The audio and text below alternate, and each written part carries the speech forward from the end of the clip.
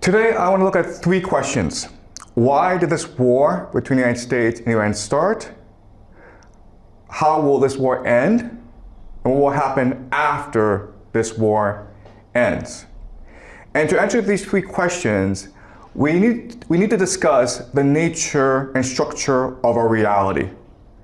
And the first thing you need to understand, which is very hard, is that our world is a hallucination. It's a collective fantasy, all right? So to understand this idea, let's look at Plato's allegory of the cave, okay? Plato's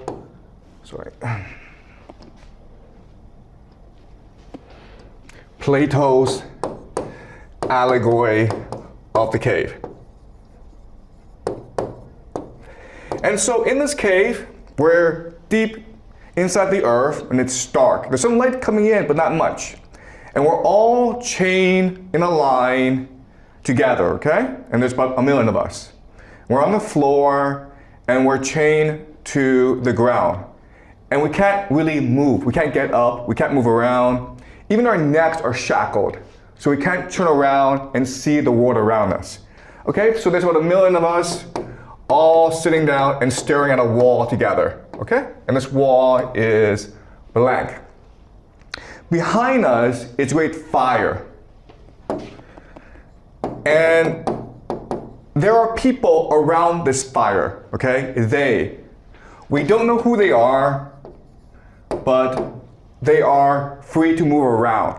And what they do is this: they take puppets, and then they reflect the puppets onto the wall, creating shadows. And we're mesmerized by these shadows, because before we're staring at a blank wall, and now there are these moving shadows. And we think these shadows are real because we don't know any better. So we give them names. Okay, we give them names and we create a language in order to tell stories about these shadows. And this becomes really our collective reality, okay? So another way of saying this is that reality is a collective conscious which is really a hallucination. Okay? All right. So there's certain things about this reality that we need to keep in mind. Okay? So first of all, what's really important to understand is that what creates this reality is our conscious, our imagination, our perception. Not anyone else, us, okay? So in other words, the wealth in the society is our consciousness. The amount of thought we put into something. And so let me give you an example. Let's just say that I were to ask you to make a vase to sell on the marketplace, okay? While you're making this vase, if you are listening to music, if you are chatting with a friend, if you're not fully conscious and focused and attentive about making this vase, it won't be very good.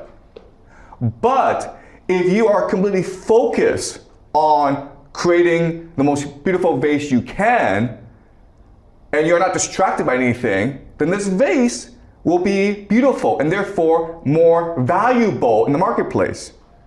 Okay? So in other words, it is our conscious attention that creates wealth in this world. And it is really money or capital that extracts and stores our consciousness and turns it into wealth. All right? So that's a really important concept that most people don't understand, but you need to understand this if we are to understand the nature of reality itself. Okay, so that's the first thing you need to understand. This reality is structured to extract our consciousness in order to create wealth for the elite, for these people. Okay, and historically, there have been different mechanisms that you can use in order to extract and store wealth. All right, so you have maybe religion, okay? And so think of pyramids, right? Because pyramids in Egypt are able to focus your attention and motivate you to do certain actions, okay? To engage in religious worship. but really any temples. So that's one form of capital. Another form of capital, of course, is the idea of stories. Homer, right? Homer is the father of Greek civilization because he wrote the Iliad and the Odyssey, which is able to focus people's attention and drive them to great things. Then you, of course, in today's world, you have the Bible.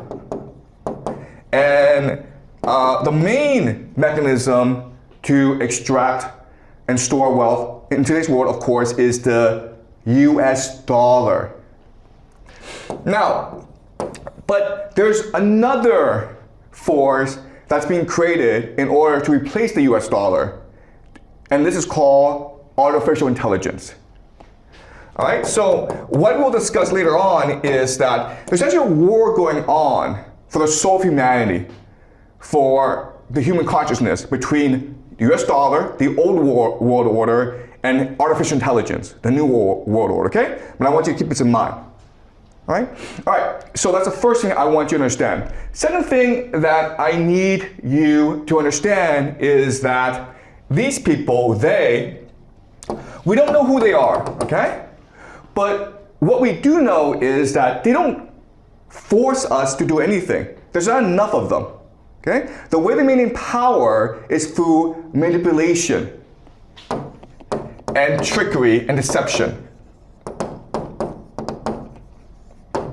And we know this because in Plato's Allegory of the Cave, one day for whatever reason, one guy decides, you know what?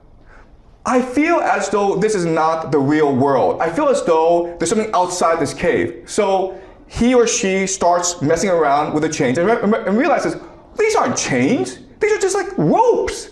I can just like get rid of them. And this chain around my neck, it's like a ribbon. I can snap it off. And he doesn't know why he does this, but he does this. He does do this. And when he does this, they don't even care. Like, whatever, man, do whatever you want. And so he releases himself. He's blind because he's been in the dark all his life, but somehow he recognizes that there's this light, okay, outside the cave. And he is compelled to this light. So he's walking, stumbling to this light. And again, they are like watching him. They're like, we don't care. Do whatever you want, man. They don't stop him. He goes out into the light, and now he's outside, and it's pure light, okay? He's left the cave, and at first he's in pain, and he struggles to reorientate himself to this new world, but then eventually he falls in love with this world. It's a beautiful world, and it's like for him, heaven. And he's like, oh my God, this is the real world. The cave is a fake world that we created ourselves. Let me go back there and tell everyone about the truth. And when he goes back, the elite, don't stop him. Like, whatever you want, man, do whatever you want, okay? So they who are in power, you think they have an army, you think they have magic, and you think that they're evil, but really, all their power rests on our belief in their power, okay? They themselves don't have any power except to manipulate us. Okay, that's the second thing you need to understand. Now, the third thing you need to understand is that even though this is a fake world, people don't know this. They think it's real. In fact, they believe it is so real that they are willing to die for it. So that when this man who's seen heaven, who's seen the truth, who's come back to tell everyone, these chains that you have aren't real. We can break free and escape into the real world. If he dares to tell them this, together they will kill him. Okay, do you understand? So in other words, the reality is a hallucination. It's created by us, but we fall in love with it. We're so attached to it psychologically and emotionally that if anyone tells us it's fake, we kill them for it. Okay? So it's these three things I want you to keep in mind as we explore our world. Because our world is actually just Plato's cave. All right, so let me show you how. All right. So, you need a force in order to create this reality, to chain us together, okay? And this force, of course, is called the American Empire. All right, the empire. Basically, just the military. But they themselves don't really want to control this world because they're an army, okay? So what they do is they allow the creation of a financial order, a global financial order, which then constructs the game that we play, okay? And these people then construct the reality that we live in, okay? So this is the global financial order. And what is this global financial order? Well, at the very top is something called the Bank of International Settlements in Basel, Switzerland, okay? The central bank of central banks. Below them is the World Bank, the IMF, International Monetary Fund, which controls the rules of the global financial order. And then below them are something called the central banks, okay? So the Federal Reserve in the United States, the People's Bank of China in China, okay? The Bank of England in England, okay? So together they create the global financial order. And what is the global financial order? It's just to use the US dollar as a main mechanism of wealth extraction and wealth storage, okay? Really simple. The US dollar. Another way of understanding these people is to think of them as the game masters, okay? The ones above us who's constructed the game and controlling the rules of the game as we play it, okay? The game masters. Okay, so once the game has been created with the rules and incentives, now we can play the game. And this game is called the global economy. All right? So when China trades with the United States, when you go off to Europe on vacation, you're all participating in a game created by the financial order, okay?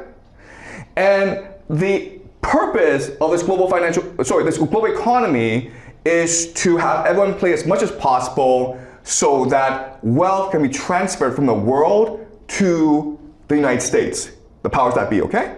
And they do this through two mechanisms. The first is the US dollar. So every time you use the US dollar, you're actually paying a tax to America because America has the power to print as much US dollars as it wants, okay? And the second way that it does this is through something called price hierarchy, okay? A price hierarchy. So the global economy is divided into tiers, okay? So resources are considered the cheapest, even though in reality it should be the most expensive, right?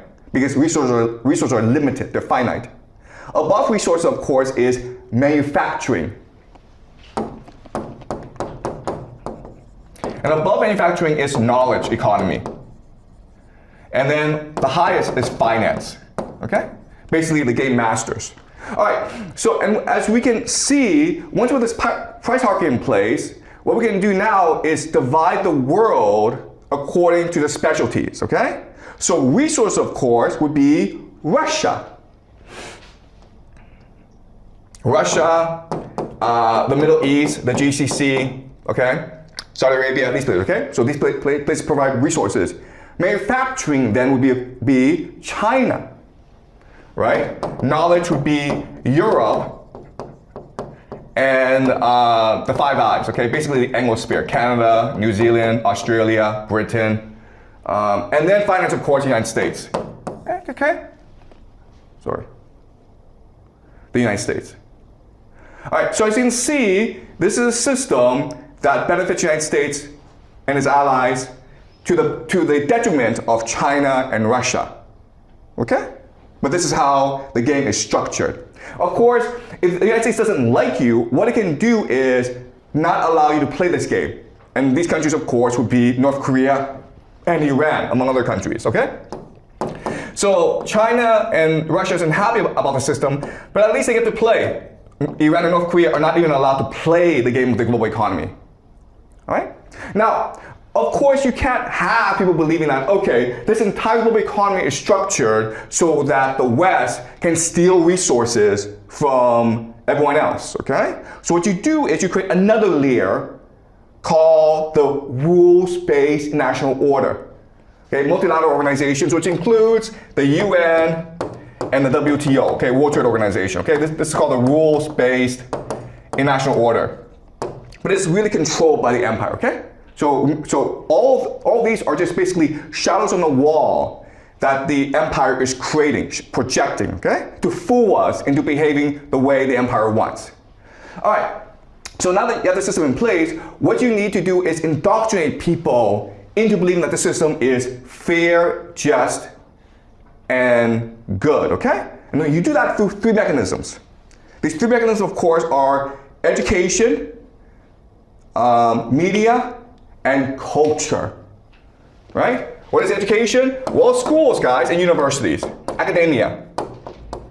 You think that you go to university to learn knowledge. No, you don't. You go to university to be brainwashed into believing that the system is not just fair, but actually what really makes the system work is the rules-based national order, okay?